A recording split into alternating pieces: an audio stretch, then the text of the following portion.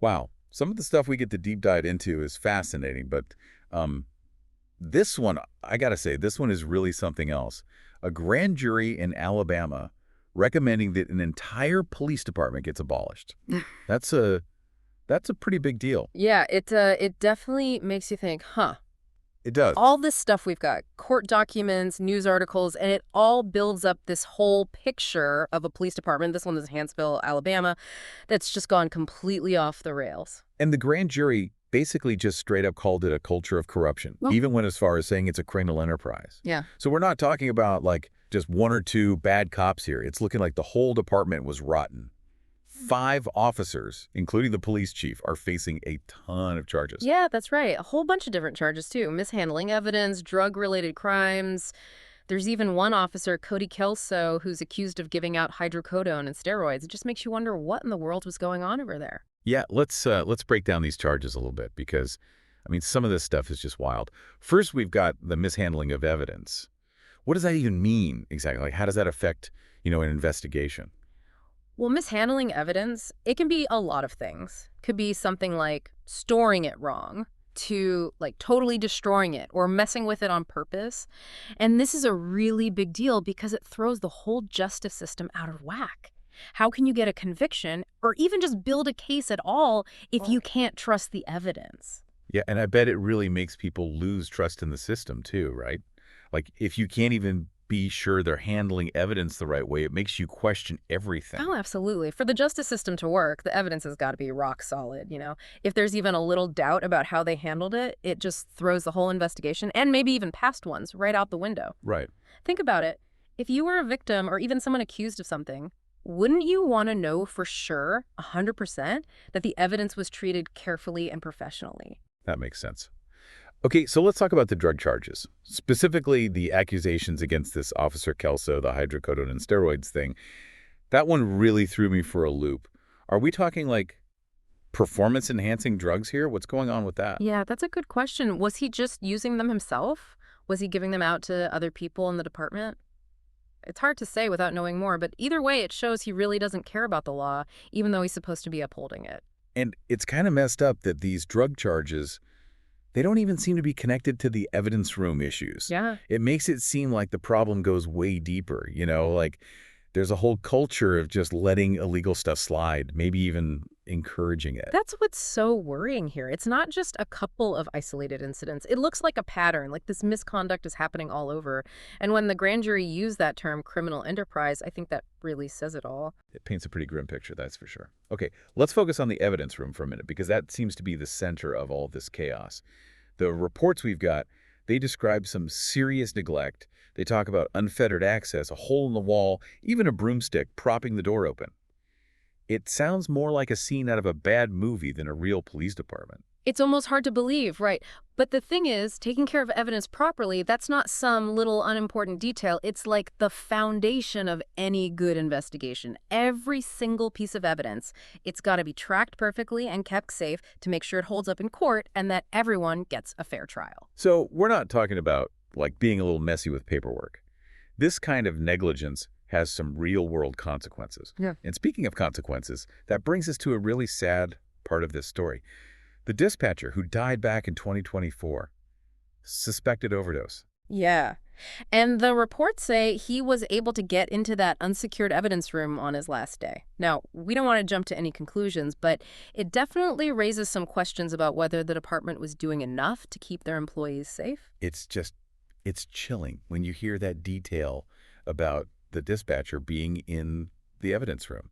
It adds another layer of tragedy to this whole thing. And it makes you think, what were the rules for even getting into that room? Were there any, safety measures in place at all? Those are exactly the questions investigators are going to need to answer. Was it just carelessness?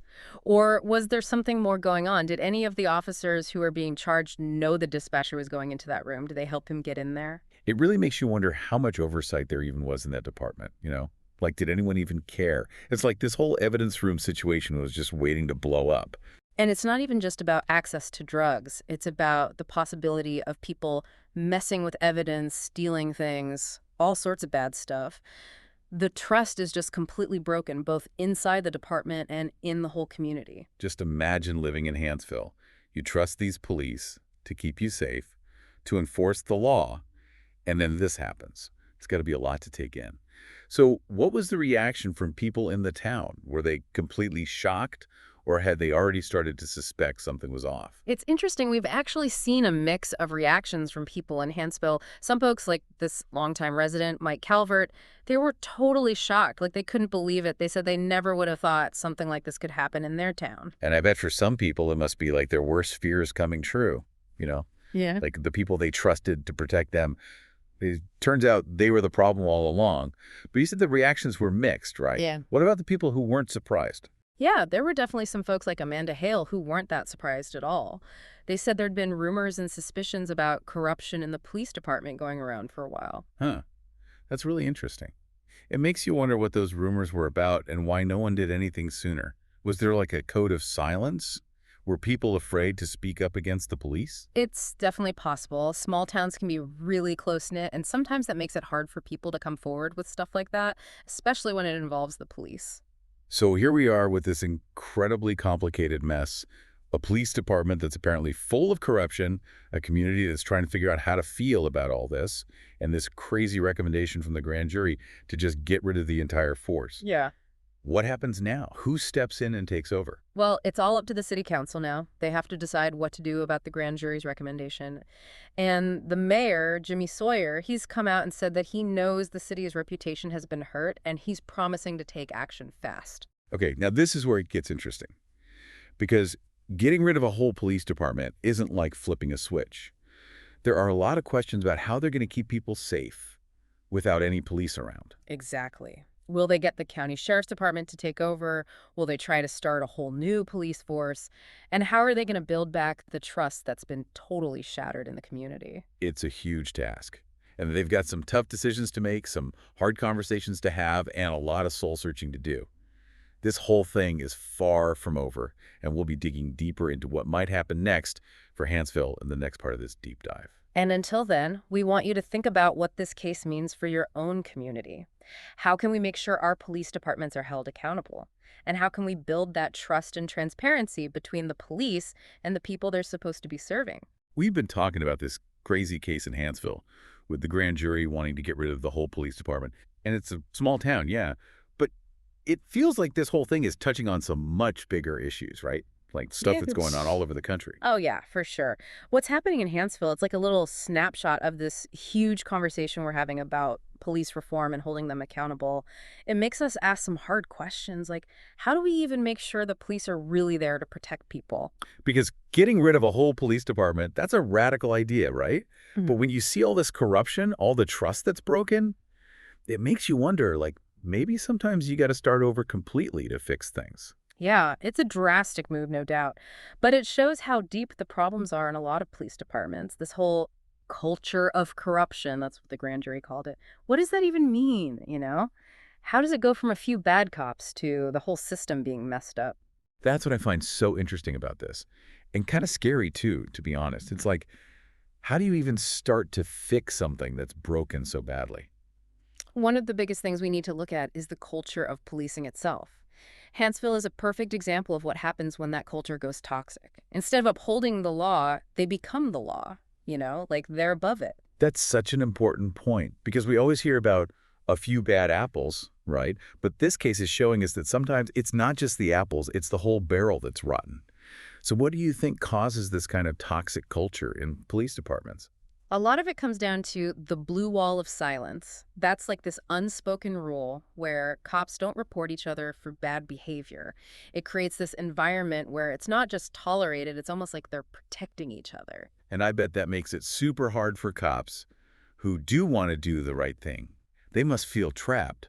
If they say something, they're going to get shut out, maybe even punished for it. Exactly. There's this huge pressure to just go along with it, to protect your own, even when you know it's wrong. That's why we have to create a culture where calling out bad behavior is encouraged, not punished. So imagine you're the chief of police and you're walking into this department where this toxic culture is just baked in.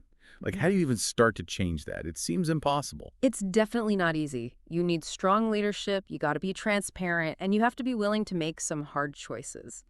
Sometimes that means getting rid of the worst offenders to show everyone that things are changing. And it's not just about punishing bad behavior, right? It's also about rewarding the good stuff. Like give recognition to the officers who speak up, who hold each other accountable, who actually care about working with the community. You hit the nail on the head. It's about building a system where integrity actually matters, not just talking about it. We've talked a lot about police culture, but it's important to remember that it's not just an internal problem. There's stuff going on outside the police department, like systemic issues that can lead to misconduct and make people lose trust. Right. Things like bad training, not enough oversight, and a justice system that doesn't always hold officers accountable for their actions. Let's talk about the training thing for a minute. What's wrong with the way police officers are trained now that might be causing some of these problems? A lot of experts say that police officers aren't getting the training they need to deal with all the crazy situations they face every day. Like, they might know the law, but do they know how to calm someone down who's having a mental health crisis? Do they know how to deal with their own biases? Can they interact with people from different backgrounds in a way that builds trust instead of making things worse? It's like we're asking them to be social workers, counselors, mediators, and enforcers all at once. And we're not giving them the tools to do any of it right. Yeah, and when they feel like they don't know what they're doing, it can make them scared, stressed, and more likely to make bad decisions. So better training is super important, but it's not the only answer, right?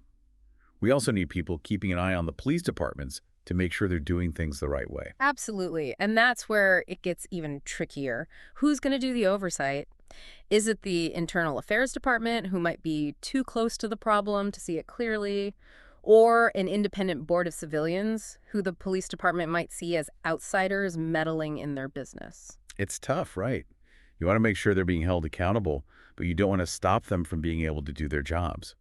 But this case in Hanceville, it shows us that the way we're doing oversight now, at least in some places, it's just not working. And that's what people all over the country are saying. They want more transparency, they want to know what's going on, and they want to have a say in how they're policed. And that brings us to the big question of trust. How do we rebuild that trust between the police and communities that have been hurt by all this misconduct and abuse of power? Because without trust, the whole system falls apart. It's a long process, and it's not easy. But it starts with admitting the harm that's been done, owning up to past mistakes, and showing that you're serious about making changes. It's like we need to completely change how we think about law enforcement.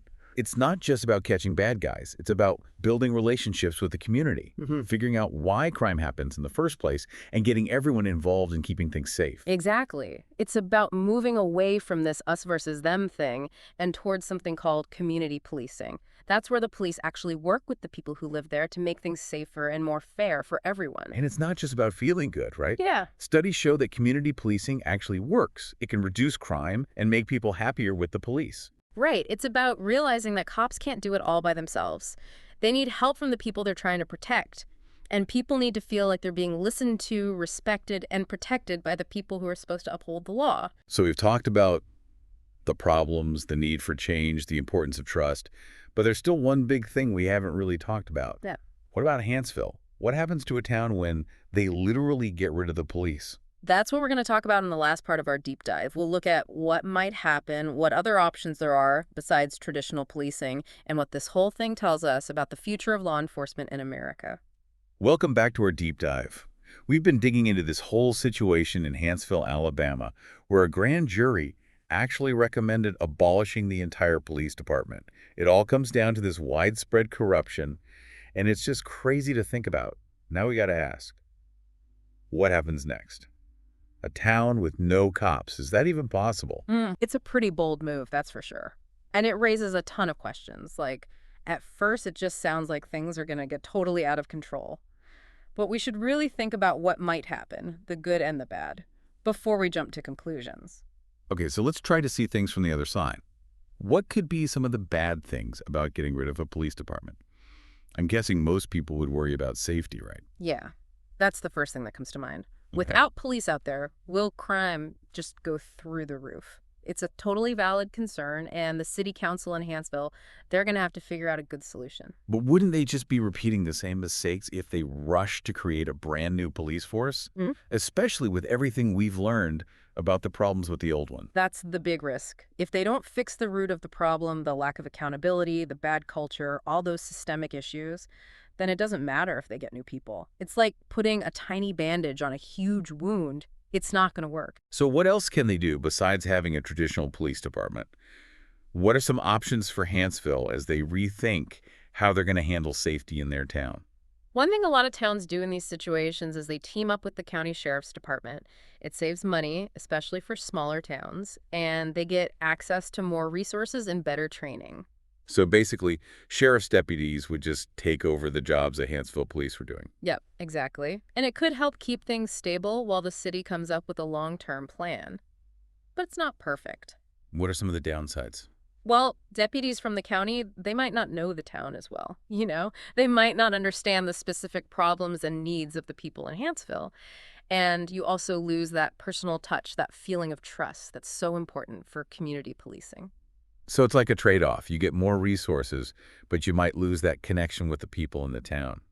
What about community policing? We talked about that before. Could that work somewhere like Hanceville? Community policing is definitely something worth thinking about. It's all about building relationships between the police and the people they serve.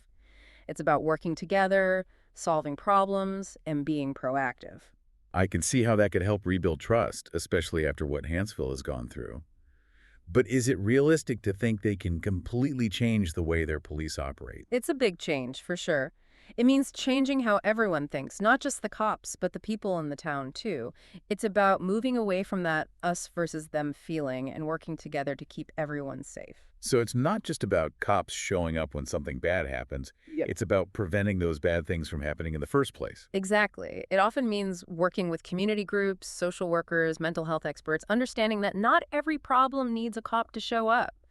Sometimes people just need help, not handcuffs. Makes sense, but I bet it takes a long time to build those kinds of relationships, to earn back trust, to create a system that really works for everyone. Not a quick fix, right? Not at all. It's a commitment for the long haul. And it takes open communication, being willing to learn from each other, and a lot of patience. But the payoff can be huge. Like what kind of payoff? Well, think about it. Less crime, safer streets, a community that's more involved and feels empowered, and a better relationship between the police and the people they serve. Those are some pretty amazing results. Yeah, that does sound like everyone wins. So do you think Hanceville can actually pull off something as big as community policing? Or is that just too much to ask, especially after all the bad stuff that's happened? It's tough to say for sure. They definitely have a tough road ahead. But this whole crisis, it could actually be the push they need to make real change happen. It's forced them to face some hard truths about their town, their police department, and themselves. It's like they have a chance to start over, to build something new and better, but where do they even begin? They need to listen to the people in Hanceville. What are their worries? What do they want the future of safety in their town to look like? They got to own up to the mistakes that were made and show that they're serious about doing things differently. And they need to be patient. It's going to take time to heal, to build back trust, to create a system that really reflects what the community wants. Absolutely. There's no easy answer, no overnight solution. But the first step is admitting that the old way just wasn't working. And in a way, Hanceville has a unique chance to try something completely new. It's a big challenge, but it's also a chance to be an example for other towns that are going through similar stuff. They can show the world that even after a huge scandal, there's still hope for things to get better. Definitely. It reminds us that we don't have to give up when things go bad. We got to ask the tough questions, demand accountability, and work together to build a better future for everyone. This deep dive has been quite a journey. We started with this shocking headline about a police department being shut down, and we ended up talking about the core of law enforcement in America, the good, the bad, and the potential for real change. It's been a journey of discovery, not just about Hanceville, but about ourselves, our values, and how we can all play a part in shaping the future of our communities. What I've learned from all of this is that we can't just sit back and do nothing. We need to stay informed, get involved, and make sure our leaders are creating a system of law enforcement that truly serves and protects everyone. And remember, this isn't just about Hanceville. It's about all of us. It's about building communities where everyone feels safe, respected, and like they belong. Thanks for joining us on this deep dive. We hope it got you thinking about some important things, about what it means to have good law enforcement, stay engaged, stay informed, and keep working towards a better future for everyone.